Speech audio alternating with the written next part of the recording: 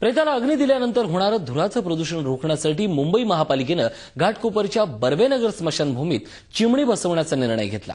मात्र 1,32,00,000चा निधी खर्च होऊनही स्मशानभूमीत चिमणी बसवली नसल्याचंच उघड झालंय। घाटकोपर भटवाडी बर्वेनगरमधील या स्मशानभूमीत मुंबई महापालिकेनं 1,32,00,000 रुपये खर्च करून धुराचं प्रदूषण रोखण्यासाठी चिमणी बसवली आहे, परंतु ती केवळ कागदोपत्री, कारण इथं प्रत्यक्षात चिमणी बसवण्यातच आलेली नाही। स्मशानभूमीत प्रेताला अग्नी दिल्यानंतर होणारं धुराचं प्रदूषण रोखण्यासाठी मुंबई महापालिकेनं चिमणी बसवण्याचा निर्णय घेतला होता। त्यानुसार 14 महिन्यांपूर्वी 1,32,00,000चा निधीही खर्च करण्यात आला, परंतु स्मशानात चिमणी बसवली नसल्याचं माहितीच्या अधिकारातून उघड झालंय।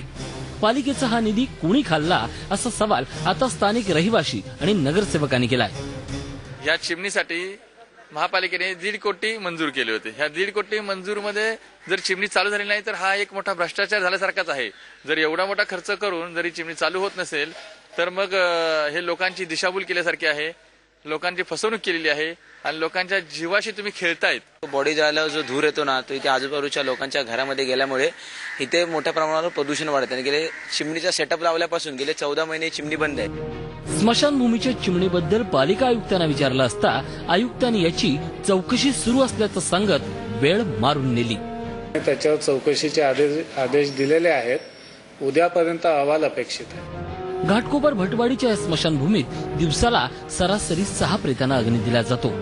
चिमणी नसल्यामुळे इथल्या रहिवाशांना प्रदूषणाला सामोरं जावं लागतंय।